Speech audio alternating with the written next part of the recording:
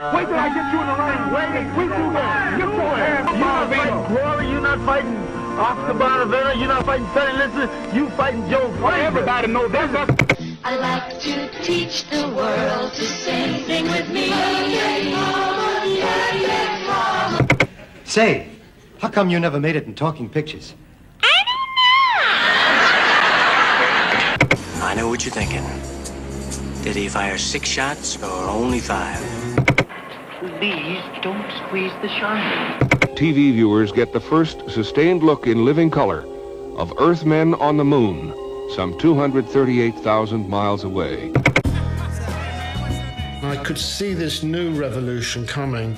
It was an anticipation of the idea that everything would go wrong, but that music would prevail. It was an incredibly tumultuous year. Politically, socially, musically. I think the music reflects the state of the society's in. All these bands were making music referring to protests and the Vietnam War. That was our language. I would like to say something that hasn't been said so much, you know.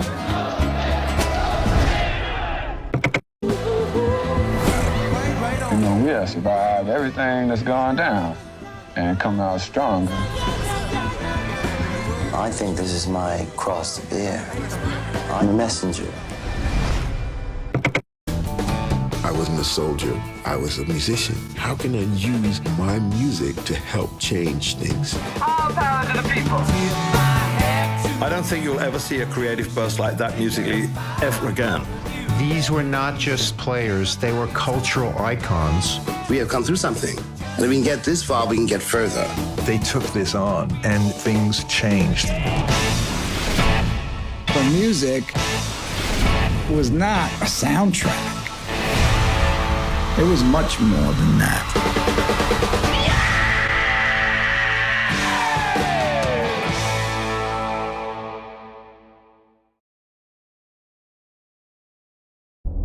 So was y'all DJing or was y'all just playing music? DJing. We was DJing playing music. Yeah. Right. It got serious later on. It got serious later on, but we was having a good time. It got real serious like in 75, 76. Yeah, it got what years would you say that was when y'all was out here with Mario? In the 70s. The 70s. I know it was in the 70s, but like, I'm talking when you first started, but like 123 before that, when y'all was out here in this grass. 71, 72. Had to be like, right, 71, 72? Yeah, around that time. Yeah, what year was that? Like, when was y'all tagging them spades up? When y'all started that? 71? Yeah, 70, 71, and 72. We come right out here. Yeah. Right out here and play. And you can hear the music here in sound view. That's how you talking about once y'all had the equipment? Yeah, once we had the equipment. And then Bambada, Cool Herc, all them niggas to hear about Bronx still playing music. They came here. Is that true? Yeah, they came here. I tried to tell you that shit before. You don't want to listen to me. What do you mean I didn't want to listen? Of course I'm listening to you, man. What now you talking you about? listening to me. I've been listening. What I say. Okay. And so, you know, those 7 kids actually, in my opinion, created everything that came after that. You see what I'm saying? After that creation, everything else came after that creation. And so, you know, it's hard. It's hard. One of the people, one of the 7 lived right here. One of the 7 lived right here. Okay. And that's you know, God rest his soul, Lester. I wish that, and I hope that our videos, because our videos are doing tremendous job, and I have to say how proud of you that I am. Tremendous job, because people are actually watching our videos and examining things and putting things and saying, wow, that makes more sense. That makes more sense that way. And so, you know, we just as a whole, we gotta, and to me, like I said, to me, it's not a matter of what the older people think. It's what the younger people think. Because the younger people are what's going to make it go. If we continue this with 73 is the creation of hip-hop, then that's all it's going to go. Right. And they'll never know the truth. So and that's what we're basing everything on, is truth. So what's the month that, 71, when did you say 71? June, July. It kind of started in June, but July was the official stamp to say, this is what we doing for the rest of our lives. I remember you gave a date before. What was it, June 7th? June 7th. So he confirmed that I was one of the first. Okay. Baby Spades. So what are we doing for this this celebration? I mean, you know. Well, it starts. What is Sunday is what day? 6, right? 6. 21. Yeah, so it starts Monday. And what celebration is that? 50 years of hip hop. 50 years of hip hop, the culture. No. 50 years of hip hop. 50 years of hip hop, okay. Period. We starting in June. DJ Mario. I remember you gave a date before. What was it, June 7th? June 7th. And for the people, FaZe told me this a while ago, June 7th. And I did a little research on that 7th, you know, because FaZe, you were saying that the people was outside and people was outside. This was after Memorial Day. People was outside June 7th, 71. And I did some research, and I don't know, maybe I got to do a little more, but I found out, or at least for now, it looks like that was actually a hot day, 90 degrees or so.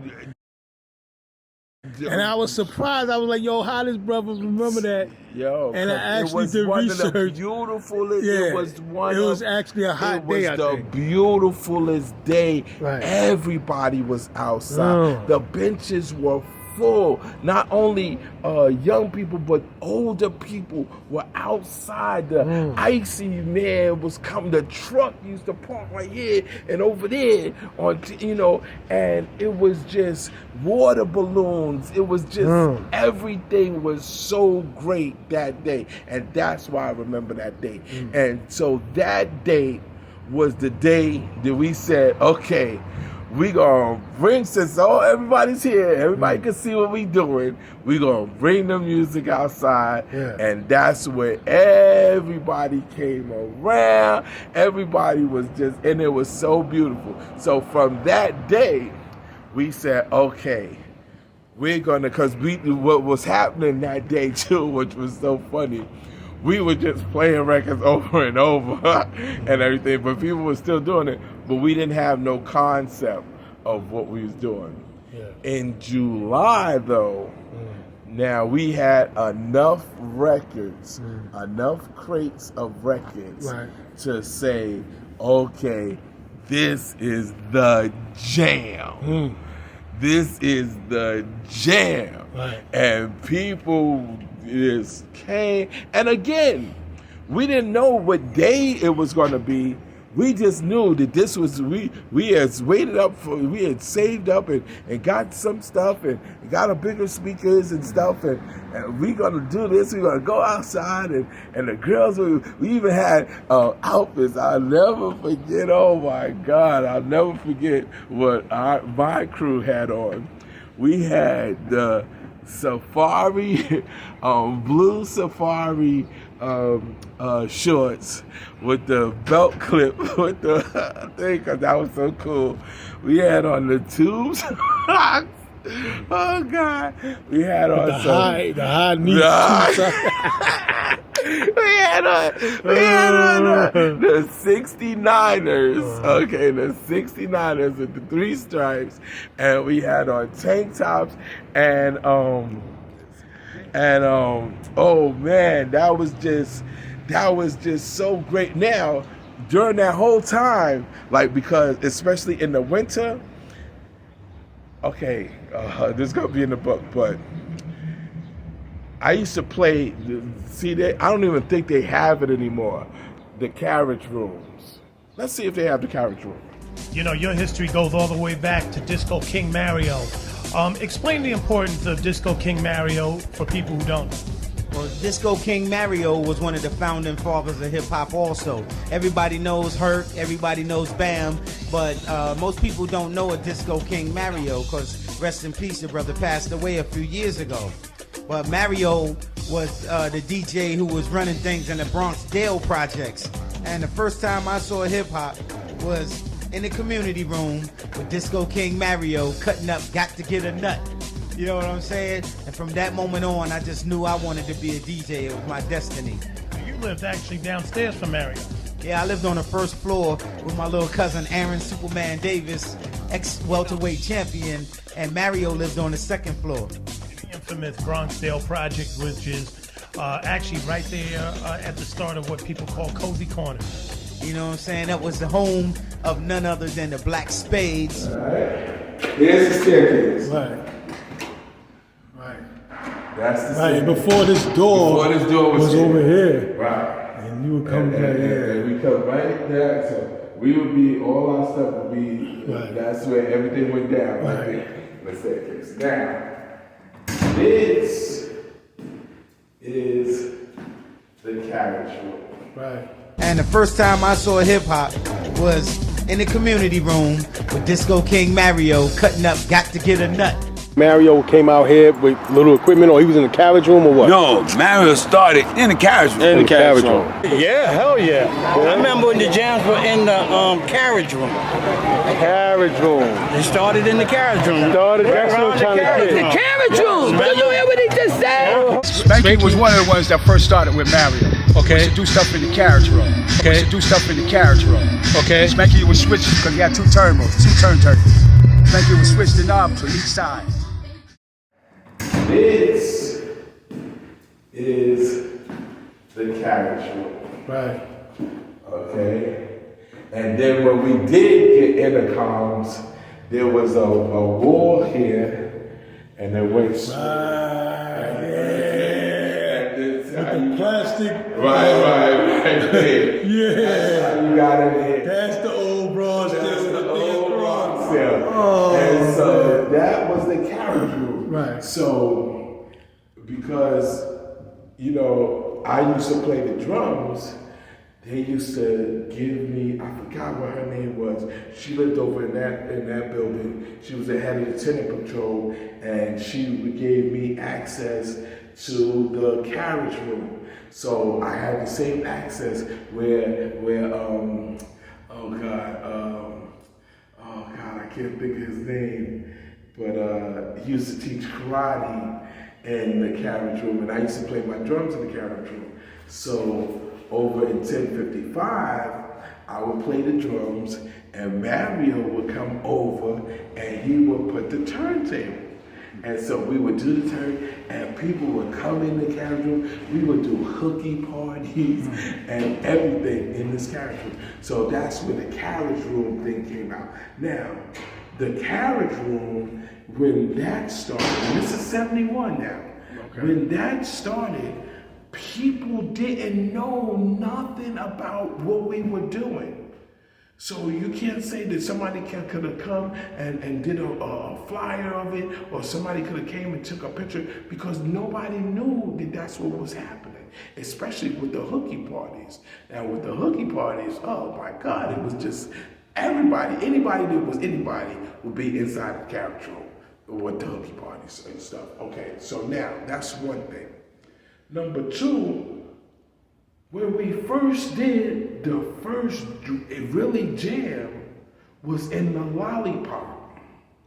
Okay, people don't even know what the Lollipop is. Right. They don't know what the Lollipop is, but if you're from Bronxdale, you know the first section Lollipop. Right. Okay, so that was it. So now, by this time, and this is in 71, by this time, we're getting everybody to put their stuff together. So Mario was getting Spanky and everybody, and this is before Cool D. You know, no disrespect to Cool D, but this was way before Cool D. We're still trying to figure out, find out more about before your equipment. Do you know anything about Spades playing music before you? Well, I'm pretty sure they gave parties, man. You know, I personally never have went to any of their parties. Okay. But I'm pretty sure they gave parties. You know, they talk about it. Mario give a party in the carriage room or right. You know, stuff like that. This was way before Cool D, and so he would get everybody to bring a couple of speakers.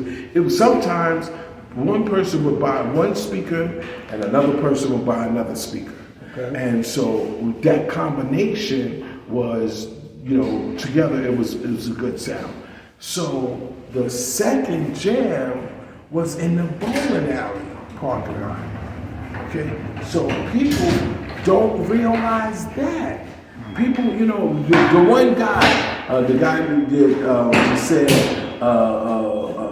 used to carry Mario's cake, he said it. Right. Skating Palace, before it was Skating Palace, it was 232 the bowling alley. I remember they had a carnival there and Mario played there. Dudes don't talk about that. Oh, you remember that? Yeah, I remember that. They had a carnival there. The bowling? That's right, the bowling alley, 232. And when he said I was so, I forget what the name of what's his name? I forgot. Ty Boogie. Ty Boogie. Peace to Ty Boogie. Peace to Ty Boogie. When Ty Boogie said that, it just made me understand and say, okay, so I was not just the only one that could remember that. Right. So that was the second. The third jam was in Rosedale Park. Now, when it was in Rosedale Park for the third jam, everybody came. And if you wanna say that was the creation, you can actually say at that point that was the creation, because people from Monroe, Castle Hill, Soundview, Sackworm, Lafayette, Parkchester, Noble. So if you want to say that was the creation, you could say that was the creation. But that was in July. And that's why I do the Disco King Mario event at the last week of July. Okay.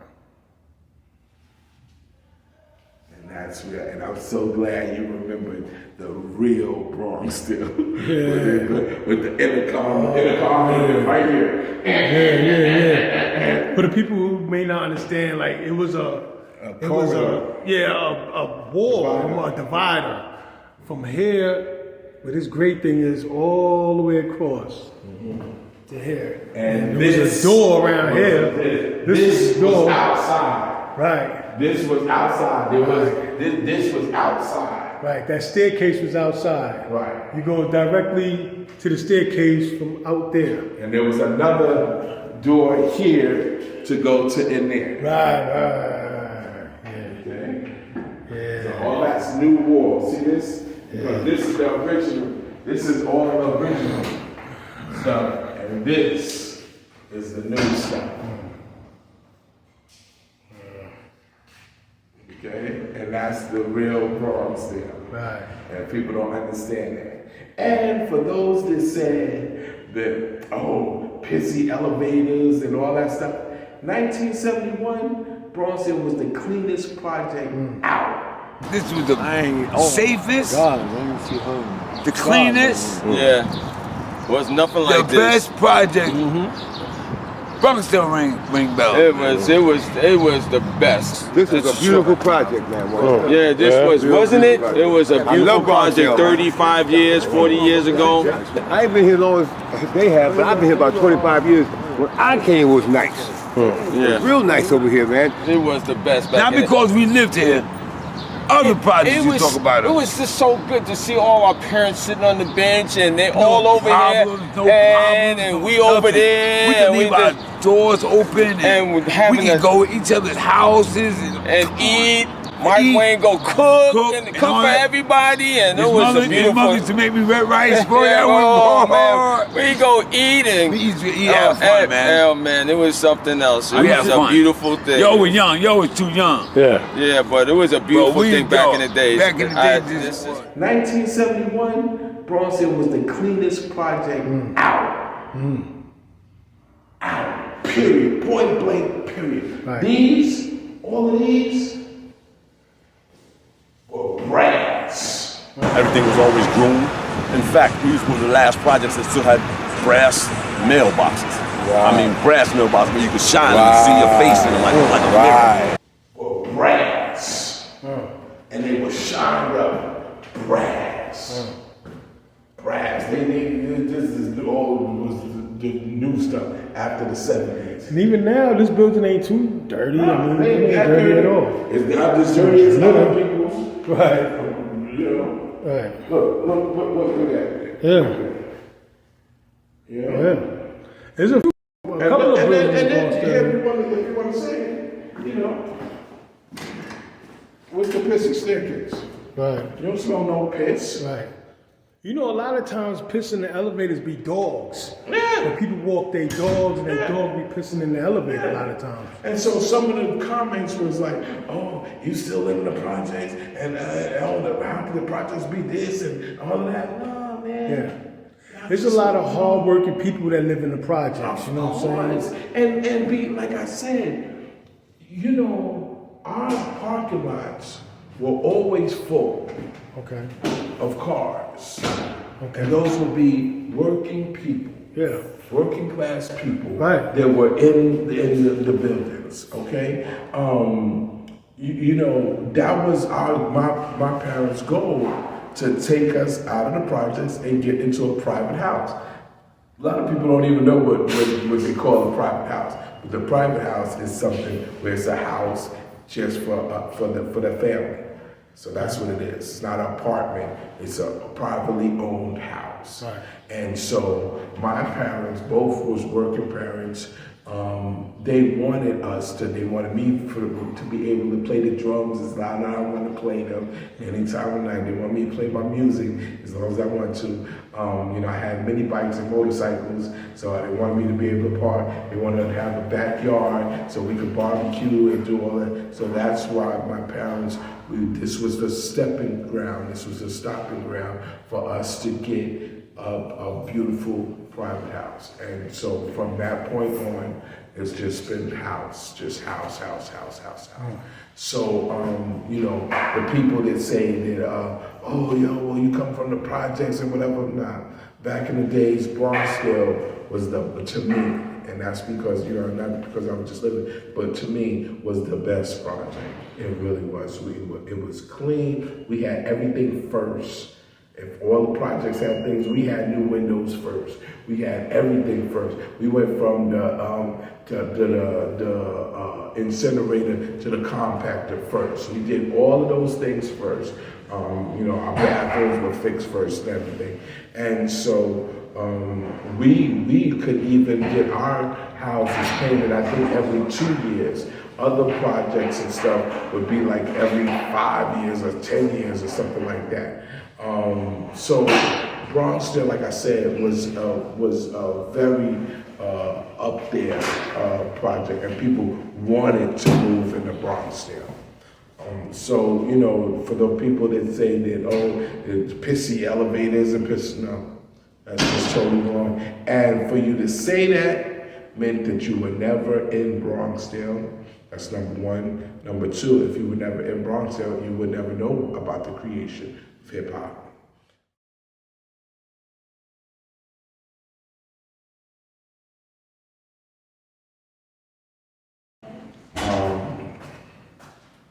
That's basically it. You know, I just want everybody to realize that, you know,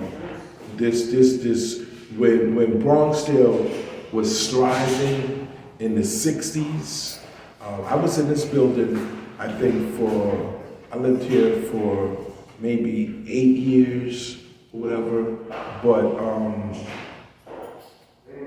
this whole development in the 60s was just absolutely wonderful. And hey, Dennis. How you doing? Okay. Okay. That's one of the hip hop. Yeah, that's one of the girls of hip hop. I understand why she doesn't want to get on film right now. Is because we all change, and it's hard sometimes for some of us to realize the change, but I think that's what makes us a people. Okay. That through all the different downs and outs that we did, we could somehow bring ourselves out of it. Okay. And so that's what I need our younger people to know, that there's always going to be some type of light at the end of the journey. So don't let a little bit of darkness hold you back from seeing the light. You have to go through darkness before you can even admire the light.